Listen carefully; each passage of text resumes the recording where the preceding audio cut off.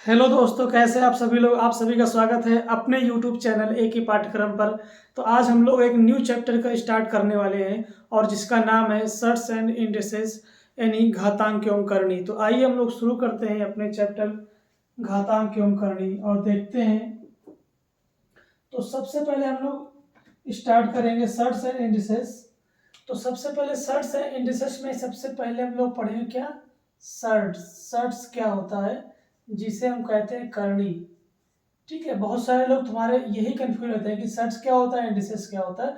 तो सर्ट्स होता है करणी जिसे हम बोलते हैं, और सबसे पहले इसी के बारे में हम लोग पढ़ने वाले हैं।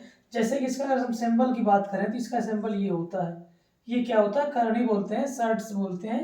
और जैसे कि ये लिखा हुआ है, अगर कहीं भी ऐसा लिखा है, यहाँ पे 2 लिखा है स्क्वायर, तो इसका मतलब क्या होता है, इसका मतलब ही क्या होता है, पूरा स्क्वायर रूट। इसका मतलब होता है स्क्वायर रूट। ओके। अगर हम बात कर ले यहाँ पे, अगर ये सिंबल लिख दें, यहाँ पे 3 लिख देते हैं, तो इसे क्या बोलते हैं, इसे बोलते हैं क्यूब रूट। इसे क्या बोलेंगे, क्यूब रूट बोलेंगे। और कहीं भी ऐसे लिखा है, यहाँ 4 लिखा है, तो इसे हम क्या बोलते हैं, इसे बोलते हैं फोर्थ रूट। ओके, तो ये होता है सर्ट्स और करनी से बोलते हैं। तो ये करनी का सिंबल होता है, इसे स्क्वायर रूट बोलते हैं। ऐसा क्यूब रूट, फोर्थ रूट। अगर कहीं भी ऐसा लिखा है, यहाँ पे एन लिखा है, तो इसे हम क्या बोलते हैं, एनथ रूट बोलते हैं। ओके, जैसे यहाँ ए लिखा है, तो इसे हम पढ़ेंगे मतलब ए का, इसे क्या पढ़ेंगे, ए का एनथ रूट। ओके, ऐसे पढ़ेंगे। ओके, तो इस तरीके से हम करनी के सिंबल होता है और इसे हम पढ़ते हैं इस तरीके से।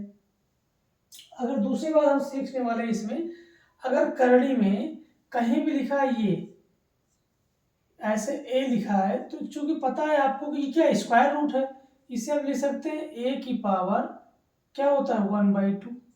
भाई करणी का ही मतलब क्या, तो 1/2। अगर कहीं भी लिखा है ये क्यूब लिखा है ए की पावर, इसका मतलब वो ए की पावर 1/3। ओके, कहीं भी ऐसे लिखा है ए की पावर फोर्थ रूट लिखा है, तो इसे हम लिख सकते हैं ए की पावर 1/4। और कहीं भी अगर ए की पावर nth रूट में है, तो इसे लिख सकते हैं ए की पावर 1/n। मतलब इस रूट का मतलब होता है पावर 1/समथिंग, जितना भी दिया होगा। इस तरीके से इसे हम लिख सकते हैं। जैसे अगर यहाँ पे लिखा है स्क्वायर रूट 4 है, तो सबको पता है कि इसका जो वर्गमूल होगा 2 होता है। लेकिन 2 आता कैसे है, इस पर हम चर्चा करेंगे। वो इस तरीके से आता है, इसका मतलब है कि हम लिख सकते हैं 4 की पावर रूट का मतलब क्या होता है 1/2। ठीक है, अब 4 को हम लिख सकते हैं 2 की पावर 2। ओके, फिर अब पूरे का पावर क्या है 1/2। ठीक, अब पावर 1/2 और 2 ये इंटू होता है ब्रैकेट का मतलब, ये 2 से 2 कट जाता है, तो आगे क्या बचता है 2 की पावर 1 बचता है, और 2 की पावर 1 इक्वल टू 2 होता है। तो इस तरीके से ये निकलता है। ओके, तो ये 4 का रूट है, तो इसे हम 1 इस पावर में लिख सकते हैं। इस तरह हम लोगों ने सीखा। सर्ट्स क्या होती है, करनी होती है, करनी का सिंबल ये होता है, इसे हम स्क्वायर रूट कहते हैं।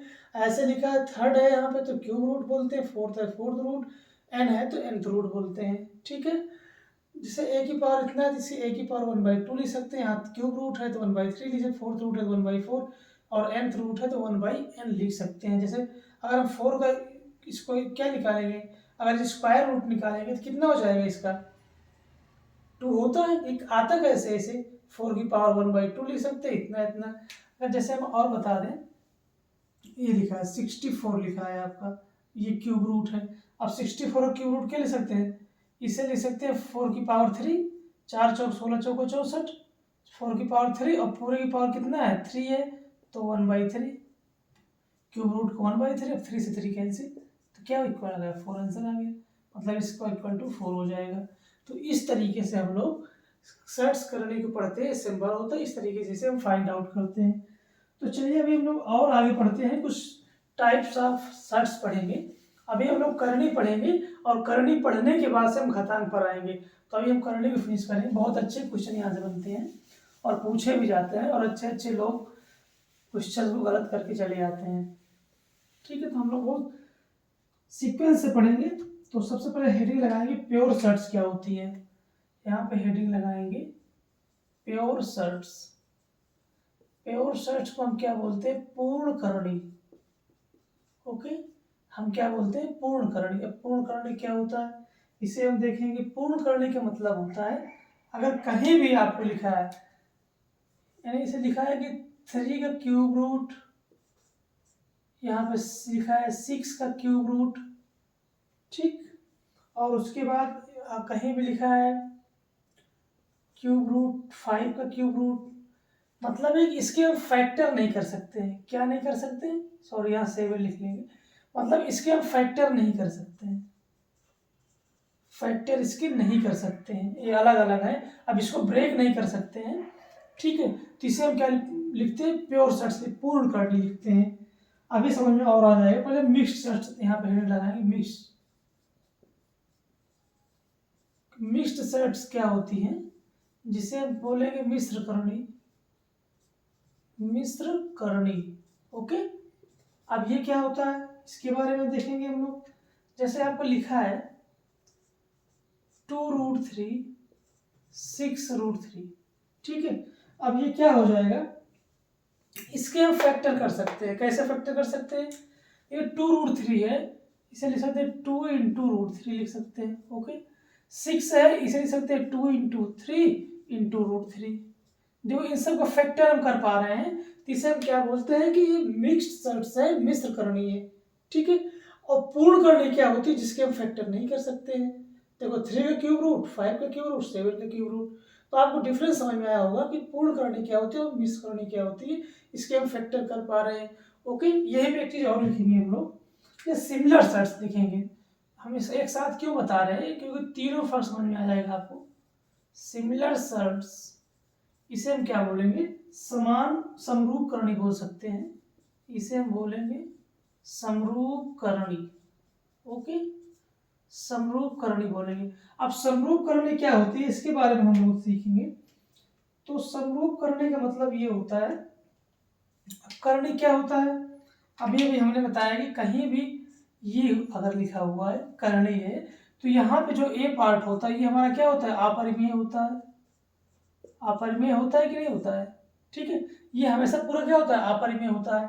जैसे ये √2 है, √2 क्या है, अपरिमेय है। √5 क्या है, मतलब जो संख्या रूट के अंदर वो अपरिमेय होती है, ये अपरिमेय पार्ट होता है, जिसे हम नॉन परफेक्ट कहते हैं। क्या कह सकते हैं, नॉन परफेक्ट कह सकते हैं। ये जो संख्या होगी अंदर, ये नॉन परफेक्ट होगी, ओके, नॉन परफेक्ट स्क्वायर होगी। क्योंकि अगर जैसे ही हमारा परफेक्ट अगर स्क्वायर लिख देंगे, 4 परफेक्ट स्क्वायर है तो हमेशा 2 आ जाएगा, बाहर हो जाएगा, परिमेय हो जाएगा। तो इसका मतलब ये जो पार्ट होता है ये हमेशा अपरिमेय होता है, ओके, नॉन परफेक्ट होता है। लेकिन तो समरूप करणी क्या होती है, ये आप समझ में पाए होंगे। समरूप करणी क्या होती है, यहाँ पे लिखेंगे कि अपरिमेय पार्ट जो होता है, अपरिमेय भाग समान हो। अब अपरिमेय भाग समान हो, इसका मतलब क्या होता है, इसका मतलब ये होता है, जैसे रूट हम लिख दें 3, 2√3, 6√3। अब देखिए अपरिमेय पार्ट हमने क्या बताया कि जो इसके अंदर होता है करणी को हमेशा अपरिमेय होता है, तो एक जो करणी के अंदर वाला पार्ट है वो सब में सेम है। यहाँ √3 है, यहाँ √3, यहाँ √3, तो तीनों में जो कौन सा भाग, अपरिमेय भाग समान है, ये अपरिमेय भाग होता है, तो ये समान है, तो इसे हम क्या कहेंगे, समरूप करणी कहेंगे। कैसे, देखिए सब में समरूप करणी है कि नहीं है, और ये पार्ट समान, ये पार्ट।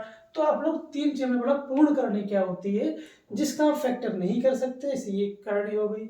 मिश्र करणी क्या है, जिसका हम फैक्टर कर सकते हैं, चाहे 2√3 लिखा है, 6√3 है, इसी तरह और भी कुछ भी लिखा हो, ये हम फैक्टर कर पा रहे हैं, तो ये हो गया मिश्र करणी हो गई। अब समरूप करणी क्या होती है, समरूप करणी ये भी तो हमारी समरूप करणी हो गई ना, तो इसे भी समरूप करणी बोल सकते हैं, मतलब जिसमें ये पार्ट बराबर होगा वो समरूप करणी है, ठीक है। अगर मिश्र करणी की बात करें तो यहाँ पे हम लिख सकते हैं 2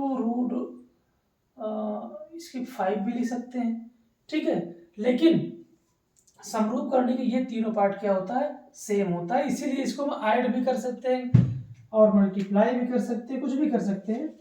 तो यही से क्वेश्चंस बनना स्टार्ट होते हैं। जैसे समरूप करने की आवश्यकता क्यों पड़ी, जैसे हमें करने को ऐड करना है, तो लिखेंगे √3 + 2√3। अब इन दोनों को हम जोड़ देंगे, √3 और 2√3, तो हो जाएगा 3√3, ओके। अब 3√3 हम जोड़ दें 6√3, 6√3 जोड़ेंगे तो 6 और 3 कितना हो जाएगा, 9√3। यानी जो ये पार्ट अगर सेम रहेगा तभी हम जोड़ सकते हैं और घटा सकते हैं। जैसे 6√3 लिखा है, ये 6√5 लिखा है, -2√5। ठीक है, अब ये पार्ट क्या है, समान है, समरूप करनी का ही हम प्लस माइनस कर सकते हैं। ये बात समझनी है आपको कि समरूप करनी होगी तभी हम जोड़ और घटा सकते हैं, वरना वैसे लिख देंगे एज इट इज। तो 6√5 -2√5, ये पार्ट क्या है, समान है, समरूप करनी तो घट जाएगा, डायरेक्ट घटा देते हैं, 6 में से 2 गया 4, और कितना बचा करनी 5, ये 4 करनी 5, 4√5 पढ़ेंगे इसे। ओके, तो इस तरह समरूप करनी इसे हम कहते हैं। तो आप तीनों में जो डिफरेंस समझ पाए होंगे, आशा करते हैं। तो आइए इसे हम रफ करते हैं, उसके बाद और भी क्वेश्चन देखते हैं किस तरीके से क्वेश्चंस आते हैं। अभी हम लोग बेसिक देख रहे हैं, अब बेसिक से एडवांस तक चलेंगे, आराम से पढ़ते रहिए आप, क्योंकि हम लोग जब तक बेस हमारा मजबूत नहीं होगा तब तक हमें क्वेश्चन करने में मजा नहीं आने वाला है। इसलिए पहले बेस क्लियर कर लेंगे उसके बाद से, ठीक है। जैसे कहीं भी लिखा है, जैसे हमने भी समरूप करने की बात की, जैसे क्वेश्चन के माध्यम से लेते हैं, लिखा है 8√7, ठीक है, 8√7 -5√8√3 -5√3, ठीक है, ये लिखा हुआ है। क्वेश्चन नंबर 2 की बात करें, 7√5 का ये क्यूब रूट है, ठीक है, +3 5 का क्यूब रूट।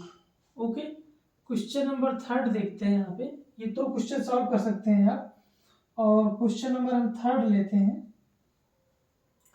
जैसे लिखा है √50 -√98 प्लस अंडर रूट के अंदर 162, रूट के अंदर 162, ये हमारे क्वेश्चन है। तो आपको पता है कि हम तभी जोड़ या घटा सकते हैं डायरेक्ट जब एक पार्ट सही हो, समरूप करनी हो। यहाँ भी √3, यहाँ भी √3, तो 8 में से 5 जाएगा, कितना बचेगा हमारा, डायरेक्ट घटा देंगे, 8 में से 5 जाएगा 3 बचेगा, और √3 लिख दिए, ये आंसर हो गया।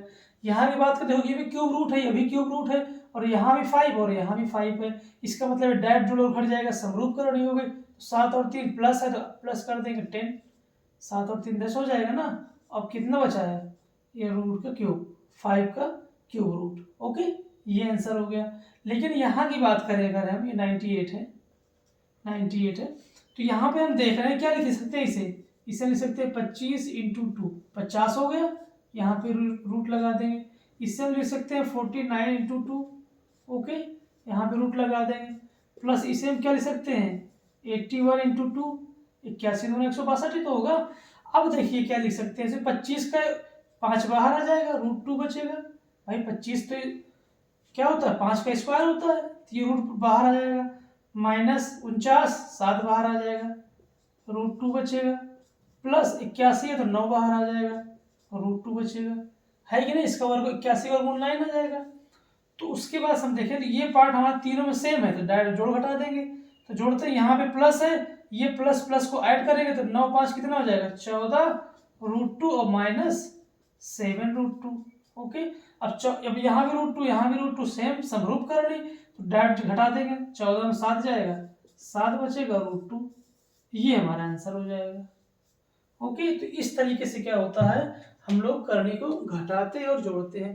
लेकिन कहीं भी अगर हम कह दें आपका 5√3 + 2√7, अब इसको अगर हम ऐड करेंगे तो कितना आंसर आएगा, ये हमारा हो जाएगा 5√3 + 2√7, बस यही आंसर होगा। अब यहाँ हम नहीं जोड़ सकते क्योंकि यहाँ पे अलग अलग हो गया है, √3 है अपर में पार्ट, √7 है, तो नहीं जोड़ सकते, यही आंसर हो जाएगा। लेकिन अगर यहीं पर अगर यहाँ पे क्या होता है 3 होता है, अगर यहाँ पे 3 होता है तो 5√3 + 2√3, 5 और 2 कितना हो जाता, 5 और 2 ऐड करेंगे 7 हो जाता, 7√3 आंसर हो जाता। बट अगर ये अलग अलग है तो ये आंसर हो जाएगा। ओके, तो इतना आप लोग समझ पाए होंगे।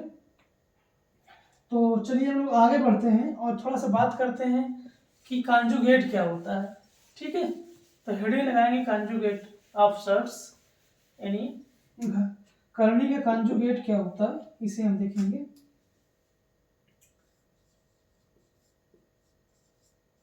कॉन्जुगेट, जिसे हम क्या बोलते हैं, संयुग्मी बोलते हैं। ठीक है, संयुग्मी क्या होता है, शर्ट्स में संयुग्मी क्या होता है। तो सबसे पहले जैसे कहीं भी दिया है आपको एक्स प्लस रूट वाई। ठीक है, अगर इसका हम कॉन्जुगेट की बात करें, का कॉन्जुगेट जो होता है, इसका संयुग्मी जो होता है वो हो जाता है एक्स माइनस रूट वाई। ये चीज़ ध्यान देंगे, बहुत इस्तेमाल होने वाला है प्रश्नों में कि x प्लस वाई का कॉन्जुगेट क्या होगा, x माइनस वाई होगा। मतलब ये साइन चेंज हो जाता है, प्लस है तो माइनस और माइनस है तो प्लस। इसे हम ये भी कह सकते हैं, अगर हम कहें x minus root Y, X minus root Y का जो संयुग्मी होगा वो हो जाएगा x प्लस रूट वाई। ठीक है, ये इस तरीके से हो जाएगा। जो इसका संयुग्मी होगा इसका साइन अपोजिट हो जाएगा, माइनस है तो प्लस, प्लस है तो माइनस, ये कॉन्जुगेट होता है। ठीक है, ये आप समझ पाए होंगे यहाँ पर। अगर हम जैसे बात करें, अगर एक क्वेश्चन के माध्यम से बात करें कि 2 प्लस रूट 5 का कॉन्जुगेट क्या होगा, का कॉन्जुगेट यानी संयुग्मी क्या होगा, बताइए। 2 प्लस रूट 5, ये क्वेश्चन है, 2 प्लस 5 का संयुग्मी क्या होगा, तो हम सिंपल लिख देंगे 2 माइनस रूट 5, बस ये कंजुगेट हो गया। ठीक है, इसका इस्तेमाल आगे क्वेश्चन सॉल्व करने में होता है, और वो किस तरीके से होता है उसे हम बता सकते हैं। जैसे कि कहीं भी लिखा है 2 अपान 2 प्लस रूट 3। ठीक है, तो हम चाहते हैं कि हर में रूट ना हो, तो इसको हम क्या करते हैं, कंजुगेट से ऊपर नीचे मल्टीप्लाई करते हैं। तो इसका कंजुगेट क्या होगा, 2 माइनस रूट 3। ठीक है, ऊपर हम 2 माइनस रूट 3, दोनों मल्टीप्लाई करते हैं, ये कट जाएगा तो कोई फर्क नहीं पड़ेगा इसके मान पर। तो ऊपर क्या आ जाता है, इस 2 का 2 में मल्टीप्लाई करेंगे 4, माइनस रूट 3 मल्टीप्लाई करेंगे 2 रूट 3, और अपान में क्या हो जाएगा, ये फार्मूला बन गया A plus B, A minus B तो A square minus B square, तो 2 का square 4 minus B square root 3 का स्क्वायर 3 हो जाएगा। तो हो जाएगा 4 माइनस 2 रूट 3 अपान 4 में से 3 गए 1, 1 का मतलब कुछ नहीं लिखते हैं बटे में, ये आंसर आ जाएगा। ठीक है, इस तरीके से हम इसका कॉन्जुगेट का इस्तेमाल होता है। आगे प्रश्नों में इसका इस्तेमाल होगा, वहां पर हम डिटेल में बताएंगे, लेकिन अभी आप सिर्फ इतना समझ लीजिए कि कॉन्जुगेट क्या होता है। अगर कहीं भी आपको x प्लस वाई का कॉन्जुगेट निकालना है अगर आपको, तो x minus Y root Y हो जाएगा। ऐसे 2 प्लस रूट 5 का कॉन्जुगेट जो होगा 2 माइनस रूट 5 हो जाएगा। ओके, आगे हम बात करते हैं दो सेट्स के समान होने की जो शर्त होती है, यहाँ पे बात करेंगे कि दो सेट्स समान कब होंगी। तो आइए बात करते हैं उस पर। अभी हम छोटे छोटे कॉन्सेप्ट क्लियर कर रहे हैं, क्वेश्चन हम कल से वाले पार्ट में देखेंगे। तो आइए देखते हैं दो सेट्स के समान होने की शर्त क्या है। दो सेट्स के समान होने की शर्त। ठीक है, वो शर्त कैसी होती है, किस प्रकार से होती है, उसे हम देखते हैं। अगर कहीं भी ऐसे लिखा है p plus root cube equal to X plus root Y लिखा है, इस प्रकार से लिखा है, और ये दोनों शर्ट्स क्या है, हमने समान किया है, बराबर किया है। ये बराबर तभी होंगी जब ये पार्ट इसके बराबर और ये पार्ट इसके बराबर होगा, यानी equal to p equal to X and q equal to Y. ठीक है, जब p इक्वल टू एक्स और q इक्वल टू वाई होगा, तभी जो है दोनों शर्ट्स, ये दोनों शर्ट्स हैं कि नहीं अलग अलग, ये दोनों शर्ट्स हैं और ये दोनों करड़ी जो है तभी आपस में समान होंगी जब इनके ये वाला पार्ट ये वाले से बराबर होगा और ये रूट वाला पार्ट रूट वाले बराबर होगा। ये क्यू बराबर वाई होगा, पी बराबर एक्स होगा। बस इसमें आपको इतना ही रखना है ध्यान में। ठीक है, इस तरीके से इसमें ये शर्त समान होने की शर्त होती है। तो इस तरीके से हम इसे यहाँ पर इसे तुलना करते हैं। ठीक है, अगर आगे हम बात करें क्वेश्चंस की, दो शर्ट्स में कंपैरिजन देखते हैं कि तुलना किस प्रकार से की जाती है। तो आइए उसे भी हम देखते हैं। ठीक है, तो कंपैरिजन ऑफ शर्ट्स हेडिंग लगा लेंगे यहाँ पर, कंपैरिजन ऑफ शर्ट्स। ओके, ठीक है, करने की तुलना इसमें लिख सकते हो आप, करने की तुलना। ओके, किस प्रकार से तुलना करते हैं आइए हम लोग सीखते हैं, यहीं से आपका प्रश्न स्टार्ट होता है। जैसे लिखा है रूट 5 का क्यूब रूट, रूट के अंदर 4 और क्यूब रूट ऑफ 6। ठीक है, इसमें बताना है कि सबसे बड़ा और छोटा। ठीक है, इसमें कौन सा पार्ट सबसे बड़ा है, कौन सा सबसे करनी छोटी है। बहुत ही इंपॉर्टेंट क्वेश्चन यही से बनना स्टार्ट होता है कि ये 3 करनी दी हुई है, इसमें सबसे बड़ा कौन सा छोटा क्या, ये आपको डिफाइन करना है। तो इसमें हम सबसे पहले क्या करते हैं, देखो यहाँ स्क्वायर रूट है, यहाँ मतलब 2 होता है। ठीक है, ये बताया गया स्क्वायर रूट मतलब 2 होता है। तो ये पार्ट का हम एलसीएम लेते हैं, 3 2, यहाँ क्यूब रूट है 3 का एलसीएम। अगर इन तीनों पार्ट का एलसीएम की बात करें तो कितना हो जाएगा, 6 हो जाएगा। ठीक है, इन क्यूब रूट का एलसीएम हो गया, ठीक 6 हो गया। उसके बाद हम क्या करते हैं, देखो 5 लिखा है ना, यहाँ 5 लिख दिया, कोई बात नहीं। जो क्यूब रूट है एलसीएम भाग देते हैं तो कितनी बार गया, 3 दूना 6, उसका स्क्वायर कर देंगे यहाँ पे। ठीक है, सिंपली सभी पार्ट से, यहाँ 3 दिया है, अभी आगे 4 5 6 दे सकता है। तो सबका जो एक क्यूब रूट होता है, स्क्वायर रूट हो, फोर्थ रूट हो, 5th रूट हो, जो भी रूट होंगे, इन रूट का हम क्या करेंगे, एलसीएम लेंगे। जो भी एलसीएम आएगा उस एलसीएम में हम सबके रूट से भाग देंगे, और जो आएगा हमारा भाग देने पर भागफल आएगा, उसको इन संख्याओं को स्क्वायर करते हुए लिख देंगे। ठीक है, तो 5 था, 5, ये 3 से हमने 6 में भाग दिया, 2 बार गया। ठीक, यहाँ 4 है, ठीक 4 लिख दिया। अब 2 से हम 6 में भाग देंगे, 3 बार जाएगा, 3 क्यूब कर दिया। यहाँ 6 है, 6 लिख लिया। अब 3 से 2 में डिवाइड करेंगे, 2 बार जाएगा, तो यहाँ स्क्वायर कर दिया। ठीक है, अब इसे हम सॉल्व करेंगे, 5 का स्क्वायर 25, 4 का क्यूब कितना हो जाएगा 64, और 6 का स्क्वायर कितना होगा 36।